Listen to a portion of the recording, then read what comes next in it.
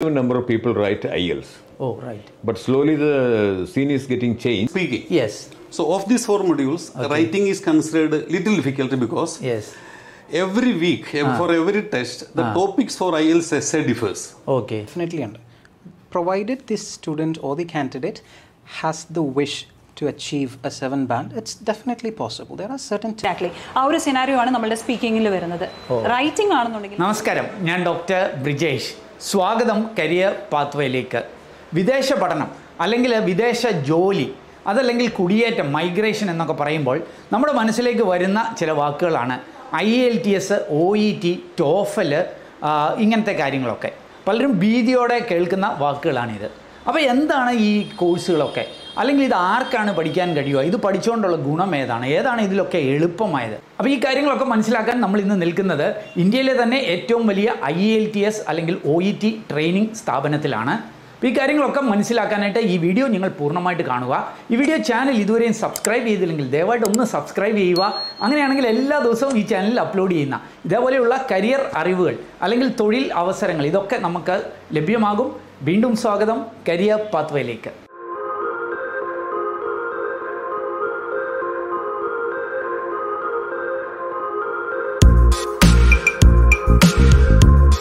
നമ്മൾ ഇന്ന് നിൽക്കുന്നത് B GHUD എന്ന് പറഞ്ഞിട്ടുള്ള ഒരു ട്രെയിനിങ് സ്ഥാപനത്തിലാണ്. ഇന്ത്യയിലെ തന്നെ IELTS OET ട്രെയിനിങ് മേഖലയിലെ ഒരു നമ്പർ 1 സ്ഥാപനം. നിങ്ങളിൽ പലരും ജനിക്കുന്നതിന് മുമ്പേ 1996 ആരംഭിച്ച് കഴിഞ്ഞ 25 കൊല്ലങ്ങളായിട്ട് ഈ രംഗത്ത് ഏറ്റവും കൂടുതൽ കുട്ടികൾ പഠിക്കുന്ന ഒരു സ്ഥാപനമാണിത്.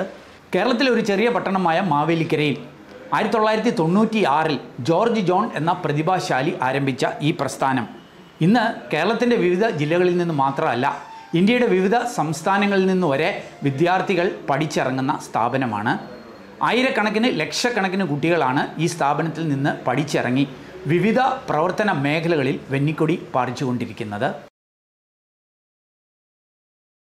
അപ്പോൾ ഈ IELTS OETയുമായി ബന്ധപ്പെട്ട കാര്യങ്ങളൊക്കെ ഇന്ന് ഞാനുമായിട്ട് ഡിസ്കസ് ചെയ്യാനായിട്ട് എന്നോടൊപ്പം ഉള്ളത് ജോർജ് ജോൺ സാറാണ്.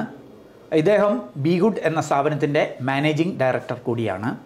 കഴിഞ്ഞ 25 കൊല്ലമായിട്ട് ഈ മേഖലയിൽ പ്രവർത്തിക്കുന്ന ഒരു വ്യക്തി. അതുമാത്രമല്ല ഈ IELTS OET പോലെയുള്ള മേഖലകളിലെ ബെസ്റ്റ് സെല്ലേഴ്സ് ആയിട്ടുള്ള 7 ബുക്സിൻ്റെ ഓതറും കൂടിയാണ്. Welcome sir, welcome to career pathway. Sir, ഈ IELTS അല്ലെങ്കിൽ TOEFL അല്ലെങ്കിൽ OET അതല്ലെങ്കിൽ ഈ പിയേഴ്സൺ ടെസ്റ്റ് ഓഫ് ഇംഗ്ലീഷ് ഇങ്ങനെ പല ഇംഗ്ലീഷ് ടെസ്റ്റുകളുണ്ടല്ലോ, ഇത് തമ്മിലുള്ള ഡിഫറൻസ് എന്താണ്, അല്ലെങ്കിൽ ഇത് ആർക്കാണ് കൂടുതൽ സ്യൂട്ട് ആവുക? ആ കാര്യങ്ങൾ ആദ്യം ഒന്ന് എക്സ്പ്ലെയിൻ ചെയ്യാമോ? Okay. Maximum number of people write IELTS. Oh, right. But slowly the scene is getting changed because because of the paradigm shift in the whole world. There is a great need for healthcare professionals. Right. OET is only for healthcare professionals. Okay. 12 categories are mentioned in their book. That is only introduced about 3.5 years ago. Right. But it is a big exam. It attracts a huge number of medical professionals, and it is ensured that the moment they pass within 2 months, 3 months, they can definitely go to most of these progressive nations such as Australia, New Zealand, Ireland, Canada, UK, America, all these places. They are all accepting OET. അപ്പോൾ sir പറയുന്നത് OET health care പ്രൊഫഷണൽസിനാണ് കൂടുതൽ suit ആയിട്ടുള്ളത്. Exclusive only for them. അപ്പം ഈ TOEFL അല്ലെങ്കിൽ ഈ IELTS. Okay, IELTS is basically for anybody. Okay. For a priest, for a welder, for a teacher, for anybody. That's a test of English. IELTS stands for International English Language Testing System. Okay. And we should pronounce it IELTS. IELTS. That is, right. That is what they say. Yes. That is what they say. British Council says so. Okay. IELTS is taken by a huge number of students the world over. Oh, right. When they go for higher education or for migration. Okay. So it is being accepted in almost all countries. Okay. When I mention all countries, all these progressive nations: Australia, New Zealand, Ireland, Canada, the UK, America, Malta, and all these are native speakers of English. All right. For all these people, when people go there to study, they have to have a mandatory certificate from IELTS. Okay. That is conducted by Cambridge. Okay. That is conducted by Cambridge. What about TOEFL? TOEFL is basically only for America. Okay. Although it is accepted by some universities in different parts of the world. Okay. IELTS is widely spread, maybe because of their marketing strategies or something like that. About PT എന്ന് പറഞ്ഞാൽ Pearson test. Pearson test of English is accepted for all purposes, for migration and for study abroad in Australia and New Zealand. Okay. Okay. But for other countries, some universities accept, some don't. Okay. Okay. Yeah. All these progressive nations. Okay. And some people accept for higher education. Okay. But for migration and only Australia, New Zealand. Okay. PTE. Okay. That's why this big number. Okay. IELTS definitely has the maximum number of people. Okay. അപ്പം ഈ TOEFL എന്ന് പറഞ്ഞാൽ America പോലെയുള്ള രാജ്യങ്ങളിൽ മാത്രം exclusive ആയിട്ടുള്ളതാണ്. എന്നാൽ IELTS എന്ന് പറഞ്ഞാൽ അത് ഒരു ആകമാനമായിട്ട് ഉപയോഗപ്പെടുത്തുന്ന ഒരു പരീക്ഷയാണ്. അതേപോലെ OET എന്നുള്ളത് ഹെൽത്ത് കെയർ പ്രൊഫഷണൽസ് സ്പെസിഫിക് ആയിട്ടുള്ള ഒരു ടെസ്റ്റാണ്. സർ, ഇനി നമുക്ക് ഈ IELTSനെ കുറിച്ച് കൂടുതലായിട്ടൊന്ന് ഡീറ്റെയിൽ ആയിട്ടൊന്ന് സംസാരിക്കാം. ഇത് രണ്ട് തരമുണ്ട് എന്ന് കേട്ടിട്ടുണ്ട്, ജനറലും അക്കാഡമിക്കും ഒക്കെ. ഇതെന്താ ഇത് തമ്മിലുള്ള വ്യത്യാസം, അതൊന്ന് എക്സ്പ്ലെയിൻ ചെയ്യാമോ? Okay, please note that basically in IELTS, whether it is academic or general, they have 4 modules: listening, reading, writing, speaking. Okay. And please note that whether it is IELTS, OET, PTE, TOEFL, all these exam conductors are following the same pattern. LSRW we call it. Okay. Listening, reading, writing, speaking. Okay. But sometimes the duration is different. Anyway, just to clarify, all these exams we have to take the LSRW. LSRW. Listening, reading, writing, speaking. Yes. Then this IELTS, they have categorized their test into two types. Okay. One is for academic. Academic means for those students who go for higher education in this English-speaking countries. Okay. And so therefore academic is mandatory. Okay. In the same countries, for example UK or America, if they go for migration or Canada for that matter, migration to do some other jobs, technical jobs or something like that, or any job for that matter, they are expected to write general. Oh, right. Okay. There is some subtle differences are there. Okay. But generally in IELTS, general letter writing is there. In IELTS, academic graph is there. Oh, right. Okay, that's all. That's all. Okay. അപ്പോൾ ഇത് എങ്ങനെയാണ്, ടഫാണോ, എങ്ങനെയാണ്? പൊതുവേ students ഈ വിദേശ പഠനം എന്ന് പറയുമ്പോൾ പെട്ടെന്ന് ഒരു ഡിഫിക്കൽട്ടായിട്ട് അവർ പറയുന്നത് IELTS ക്ലിയർ ചെയ്യേണ്ടി വരുമോ എന്നാണ് ചോദിക്കുന്നത്. ദാറ്റ് മീൻസ് അവരുടെ ഉള്ളിലൊരു ഭയമുണ്ട്. അപ്പോൾ ഇത് ടഫാണോ, എങ്ങനെയാണ് ഈ എക്സാംസ് ഒക്കെ സാറിൻ്റെ ഒരു അഭിപ്രായത്തിൽ? To be frank, it is not that difficult at all. Only thing, people don't know what is IELTS or this one or OET or whatever. Anyway, we are talking about IELTS. Okay. That's just a fear. Okay. The main reason is that, unfortunately, in India, we are not going too deep into the basics of English language. Okay. In IELTS, first of all, no syllabus. Oh, right. No syllabus at all. Yes. Oh. Everything on the basis of common sense. Oh, right. That means if you read newspapers, no, you are not supposed to know about the definition of globalization or liberalization, what is Brexit, okay, what is digitization, nothing. Okay. They are simply asking a question. Suppose a new supermarket is coming to your area, do you welcome it or not? Oh, right. If you welcome, establish your argument. What is the reason for that? Yeah. Okay. If you don't welcome, state the reason. You can say either way. Okay. No problem at all. Or even a middle path also permitted. Right. Indirectly, they are going to assess your level of English. So level of English means you should be good at grammar, lexical resource, that means vocabulary. Okay. Then, for example, pronunciation, that is another thing. Then we come to the ability to read between the lines. Okay. And then they have a particular terminology called cohesion, coherence. Okay. So IELTS is definitely not that difficult at all if you know the strategies. Okay. Yeah. But strategies are being taught in different institutes different way because we have a legacy of 25 years. We have developed our own strategies. Okay. Sir, you said that you have a legacy of 25 years. 25 കൊല്ലങ്ങൾക്ക് മുമ്പ് ഒരുപക്ഷെ നമ്മളിങ്ങനെയൊന്നും ഈ IELTS OET ഒന്നും കേൾക്കാത്തൊരു കാലത്ത് ഇങ്ങനെയൊരു സ്ഥാപനം തുടങ്ങാനായിട്ട് സാറിൻ്റെ പിന്നിലുണ്ടായിരുന്ന പ്രചോദനം അല്ലെങ്കിൽ ഐഡിയ എന്തായിരുന്നു? To be frank, I didn't have any clear idea. I am not an academician. I never thought of becoming a teacher or anything like that. At the age of 22, I reached the Gulf. Okay. And for 20 years, from 1976 to 1996, I had been working in the Gulf. Okay. But you have to believe it. It is not a thing of boasting or anything like that. I thought of resigning it. Okay. Okay, the very purpose of life is not just making money. Okay, money is definitely important. Yes. But the ultimate purpose, making money, and then when you die, you have some money. So I realized that, I had at the time... Self-actualization. No, that is a bit too much. That is a bit too much. No, what I thought that I had some commitment at the time. I was only 42 when I returned. Oh, right. Towards my society. I am from my village. So some way to help them.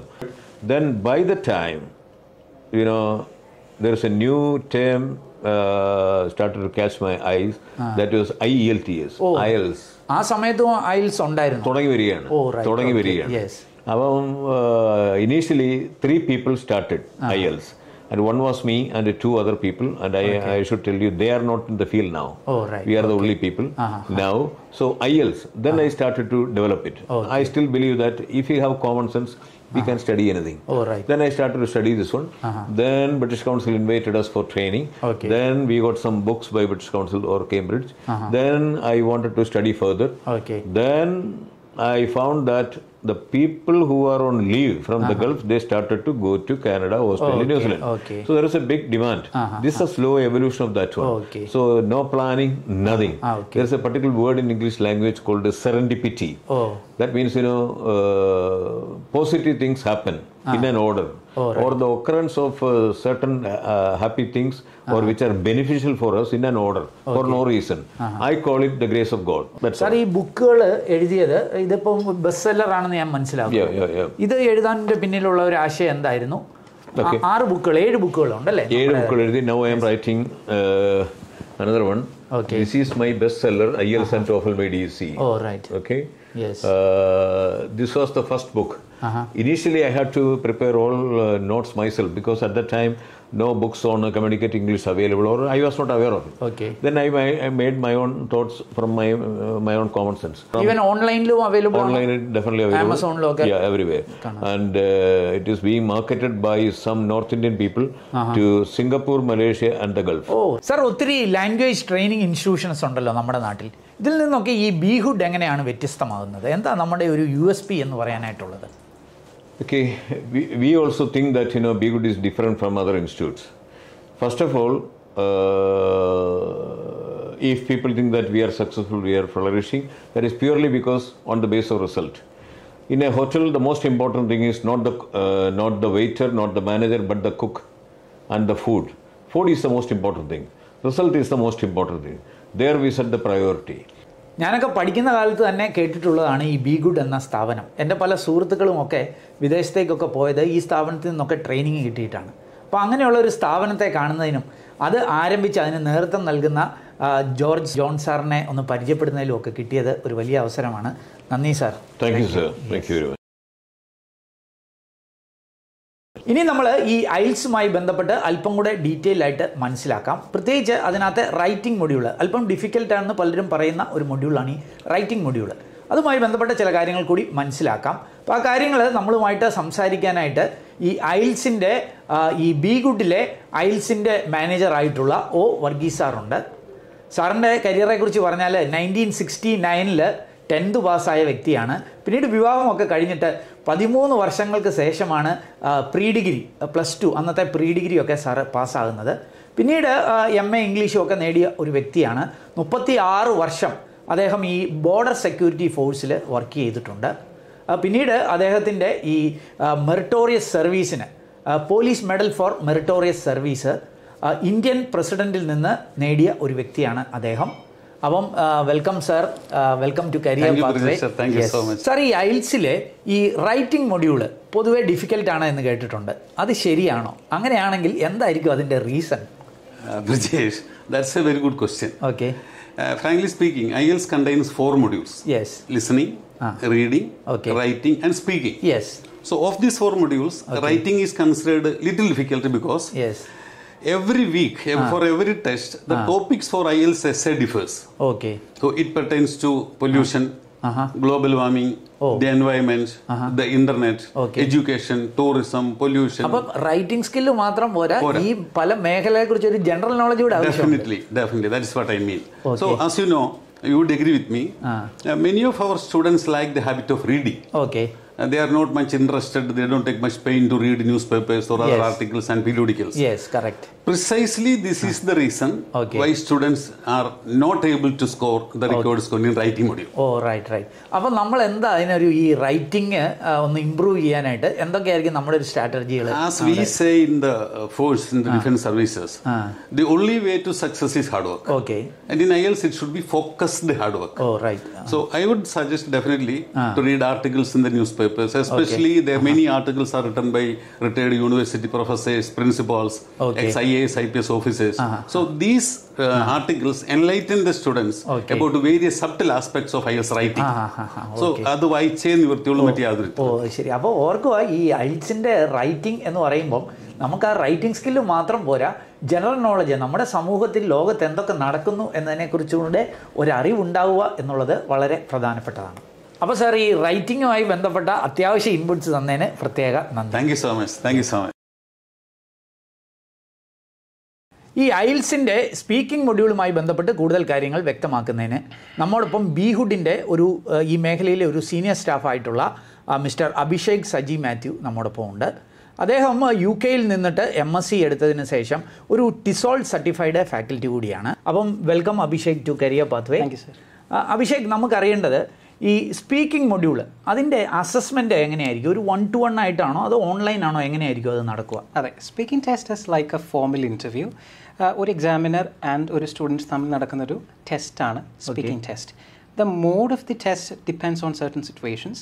There are 2 modes of IELTS ടെസ്റ്റ്. Computer based ഉണ്ട്, pen and paper based on. Yes. Computer based in 100% it would be a video call speaking. Okay. Whereas because of the COVID situation, these days some test centers are doing video call speaking sessions too, even if the candidate has opted for a pen and paper based test. Okay, right.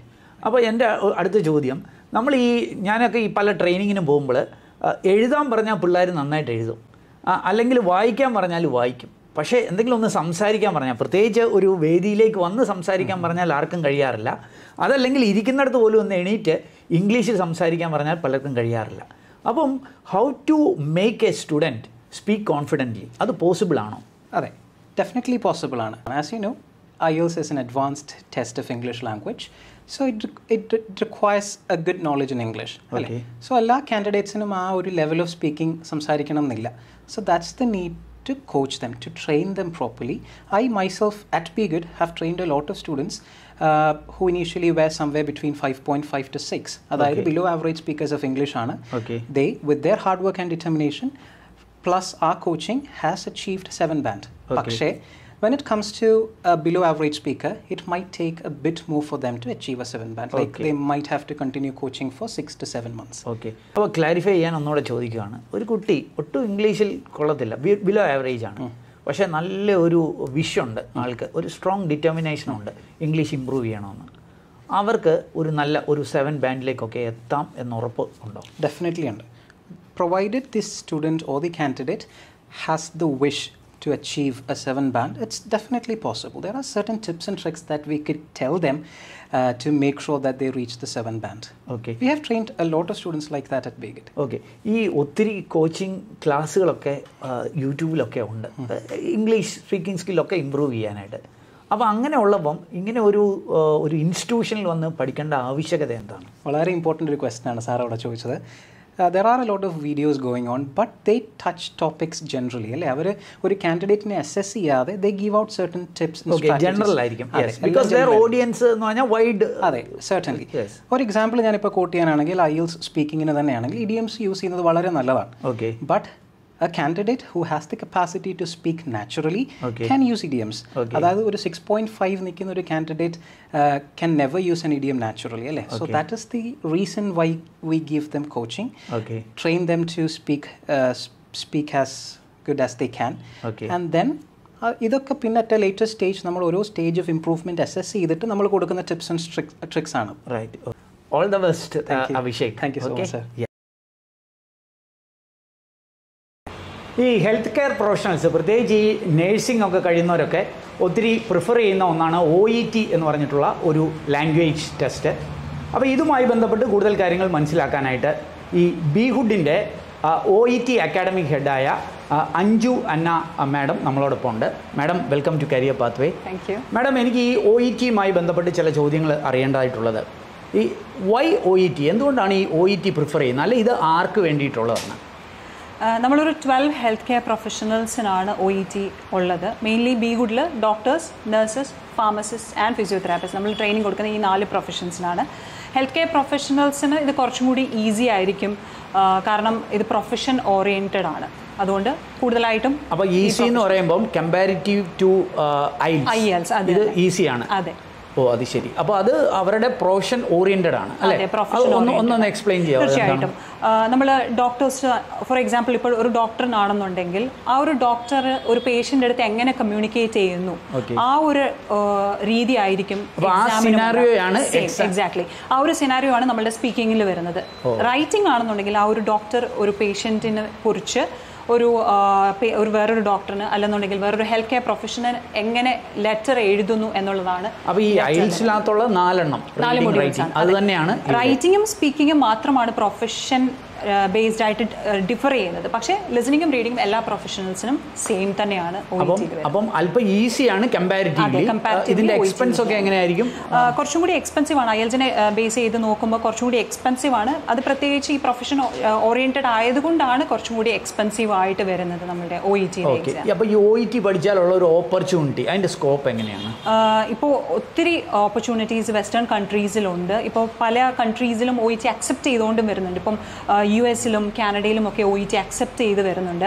അതുകൂടാതെ already accept ചെയ്തിട്ടുള്ള New Zealand, UK, അയർലൻഡിലൊക്കെയും OET already accept ചെയ്തിട്ടുണ്ട്. ഇവിടെയൊക്കെയും ഒത്തിരി വേക്കൻസീസും ഇപ്പോൾ available ആണ്. Especially Covid കാരണം ഒത്തിരി vacancies available ആണ്. കൂടാതെ OET-യുടെ ഫീസ് ഒക്കെയും റീഎംബേഴ്സ് ചെയ്ത് കിട്ടും. പലരും അവിടെ ചെന്നതിന് ശേഷം എക്സ്പെൻസീവ് ആയിട്ടുള്ള എക്സാം ആണെങ്കിൽ പോലും ഇത് റീഎംബേഴ്സ് ചെയ്ത് കിട്ടുകയും ചെയ്യും. അങ്ങനെ ഒരു ബെനിഫിറ്റ് ഉണ്ട്. Okay, right. അപ്പോൾ ഈ ഹെൽത്ത് കെയർ പ്രൊഫഷണൽസ്, പ്രത്യേകിച്ച് നേഴ്സ് അല്ലെങ്കിൽ ഡോക്ടേഴ്സ് അല്ലെങ്കിൽ ഫിസിയോതെറാപ്പിസ്റ്റ്, ഫാർമസിസ്റ്റ്, ഇങ്ങനെയുള്ളവർക്കൊക്കെ ഒരുപക്ഷെ IELTS-നേക്കാൾ അല്പം കൂടി ഈസിയറായിട്ട് ക്രാക്ക് ചെയ്യാൻ പറ്റിയിരുന്നത് ഒരുപക്ഷെ OET ആയിരിക്കും. അപ്പോൾ അത് നിങ്ങൾക്ക് പ്രിഫർ ചെയ്യാവുന്നതാണ്. Anyway, thank you madam for sparing your time. All the best. Thank you. ഏതായാലും IELTS അല്ലെങ്കിൽ OET അല്ലെങ്കിൽ TOEFL ഇതുമൊക്കെയായി ബന്ധപ്പെട്ട അത്യാവശ്യ കാര്യങ്ങൾ ഞങ്ങൾക്ക് മനസ്സിലായി എന്ന് കരുതുന്നു. കൂടുതൽ കാര്യങ്ങൾ മനസ്സിലാകുവാനായിട്ട് നിങ്ങൾക്ക് ഈ B GHUD-മായി ബന്ധപ്പെടാം. അവരുടെ കോൺടാക്ട് ഡീറ്റെയിൽസ് ഒക്കെ ഞാൻ വീഡിയോയിൽ നൽകുന്നുണ്ട്. അതല്ലെങ്കിൽ വീഡിയോ ഡിസ്ക്രിപ്ഷനിലുണ്ട്. അതേപോലെ വീഡിയോ ഡിസ്ക്രിപ്ഷനിൽ ഒരു ലിങ്ക് ഉണ്ട്. ആ ലിങ്കിൽ ക്ലിക്ക് ചെയ്ത് നിങ്ങൾ രജിസ്റ്റർ ചെയ്താൽ ഈ B GHUD-ൻ്റെ ടീം നിങ്ങളുമായി ബന്ധപ്പെട്ട് കൂടുതൽ വിവരങ്ങൾ നൽകുന്നതായിരിക്കും എന്നാണ് അറിയിക്കുന്നത്. ഏതായാലും ഈ വീഡിയോ പൂർണ്ണമായിട്ട് കണ്ടതിലുള്ള നന്ദി അറിയിക്കട്ടെ. ഇതേപോലെയുള്ള കൂടുതൽ വീഡിയോകൾ എല്ലാ ദിവസവും ലഭ്യമാകുവാൻ ഈ വീഡിയോ ചാനൽ സബ്സ്ക്രൈബ് ചെയ്യാൻ മറക്കല്ല്. ഏറ്റവും ശുഭകരമായ ഒരു കരിയർ ഭാവി നേർന്നുകൊണ്ട് നിർത്തട്ടെ. നന്ദി, നമസ്കാരം.